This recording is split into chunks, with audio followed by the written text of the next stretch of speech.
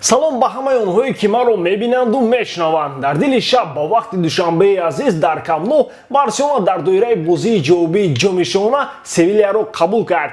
Рости вақтҳои охир барои бозиҳои Барселонаро тамошо кардан як пачка валидол камӣ мекунад. Барои баъзан фанатҳои ашадӣ бошад, ҳатман дар охири бозӣ ёрии таъҷилӣ лозим мешавад. Ана айнан чунин ҳолат дар бозии дишаба ба вуқӯъ пайваст. Бозии аввал бо ҳисоби 2-0 ба нафъи Севиля буд ва Барселонаро мебоист аз ин зиёд гол бизанад то роҳашро дар ҷом идома кунад. Вале чӣ хеле ки мову шумо хуб медонем, Барселона номи дуюмаш камбек мебошад. Ҳозир муфассалтар дар бораи бозии шабина суҳбат мегузорнем. Аз шумо бародарон мисли ҳарвақта лайк ва дар канал обуна шудан. Аз мо бошад ҳар рӯз дар бораи Барса видеои нав баровардан. Агар дар ягон ҷо баъз дошнед, мо бошад сар мекунем.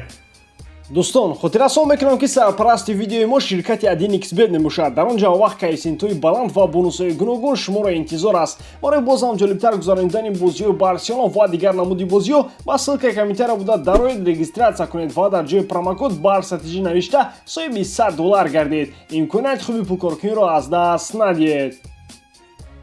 Барселона дар ин бозӣ чунин ҳаят дошт. Пештоз бояд бигӯем ки Кума нақшаи бозии қаблиро иваз накарда бо се муҳофизатгари марказӣ бозӣ кард.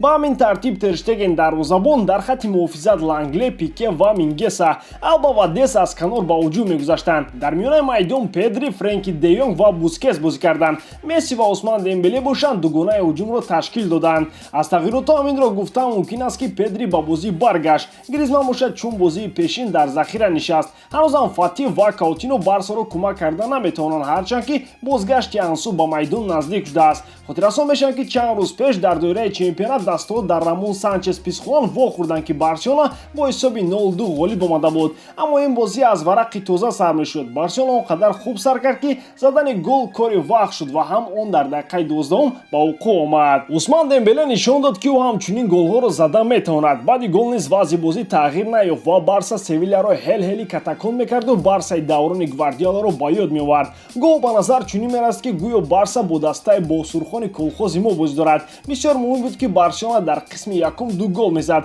1-0 бошад Севиляро ба марҳилаи баъдӣ мебурд, на Барселонаро. Аммо чанд ҳуҷуми каталониё дар охири қисми якум самар набуданд ва дастҳо бо ҳамин ҳисоб ба танаффус рафтанд. оғози қисми дуюм аз якум ягон фарқе надошт. ҳамоно Барселона бозиро таҳти контрол дошт. голи дуюми Барса бозиро ба вақти иловагӣ мекашиду голи Севиля бошад кори дастаи каталониро мушкил мекард. Ин буд ки Куман аз майдон Дестро ки шояд 90 дақиқа омодаи бозӣ набуд гирифта ба хатти ҳуҷум Гризманро зам кард. Гризман баъди 5 дақиқаи баромаданаш фаҳмид ки чаро ӯро Куман дар захира мешинонад, зеро аз як паси олии ҳамдасташ истифода карда натавонист. ҳамин бачаҳо бояд аслан хафа нашаванд ки чаро туби тиллоиро гуфти урусо пастаяни Мессию Роналдо мегирад. дар миёнаи қисми дуюми бозӣ ахиран шогирдони Лапитеги дарк карданд ки футбол на танҳо аз муҳофизат балки аз ҳуҷум низ иборат аст. дар яке аз контрҳуҷумҳои Севиля Мингеса ки ҳамагӣ чанд лаҳза пеш корти зар гирифт, Окампосро дар ҷаримагоҳи худ аз по зад ва довар бе ягон азоби виҷдон ба нуқтаи пеналти ишора кард.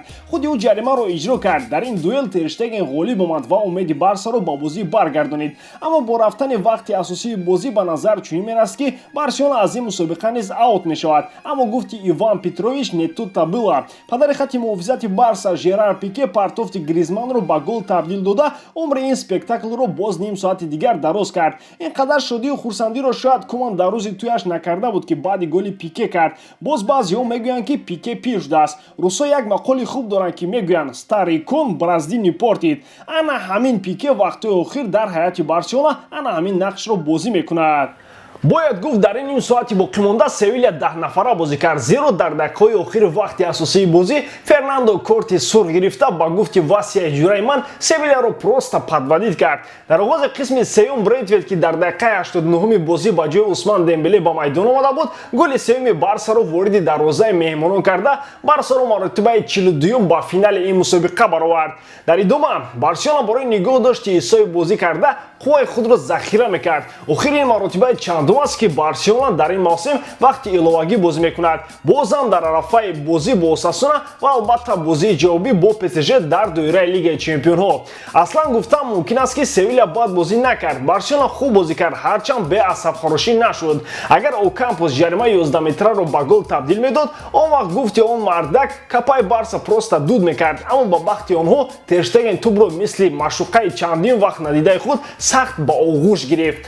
Дар 5 рӯзи охир Севиля маротибаи дуюм аст ки аз дасти дастаи каталонӣ шикаст мехӯрад. Ба гуфти он гапҳо як ғолибияташон дарди сарашон шуд. Унвони беҳтарин бозингари бозиро Жерар Пике гирифт, ҳарчанд ки қаҳрамони кипери Барселона аз қаҳрамонии вазири дифояш чандон камӣ надошт. Албатта Барселона ин мавсим бидуни ҷоиза будан намехоҳад ва барои дарёфти ҷом як қадам дигар монд. Аммо дар миёни бозии Осасуна ва ПСЖ як рӯйдоди хеле муҳим барои Барселона ва миллионҳо мухлиси дастаи каталонӣ ба вуқӯъ мепайвандад. Албатта ман интихоботи президенти клубро дар назар дорам ки рӯзи 7 март баргузор мегардад ва дурнамоии рушди Барселонаро барои чанд соли дигар муайян хоҳад кард. Инҷо бошад бо шумо хайру хуш мекунем. бозии Барсаро тамошо кунед, ба Барса мухлисӣ кунед, вале асабҳои худро нигоҳ доред, агар албатта инро тавонед.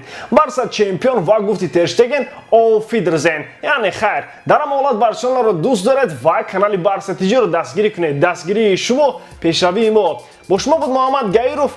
Хайр дар паноҳи Аллоҳ.